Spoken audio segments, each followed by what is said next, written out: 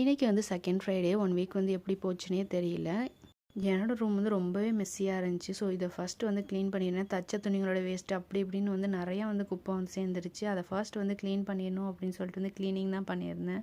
இதில் நேற்று வேறு வந்து ஸ்டிச்சிங்காக வந்து கெஸ்ட் வேறு வந்திருந்தாங்க. எப்போ என்னோடய ரூம் க்ளீனாக வச்சுருக்கணும் அப்போல்லாம் வந்து யாருமே வரமாட்டாங்க. எல்லாத்தையுமே நீட்டாக வந்து க்ளீன் பண்ணி முடிச்சுட்டு ஸ்டிச்சிங் தான் வந்து ஸ்டார்ட் பண்ணியிருந்தேன். ஒரே ஒரு சுடிதார் மட்டும் ஸ்டிச் பண்ணிவிட்டு வந்து தொழுகிறதுக்கு வந்து போயாச்சு.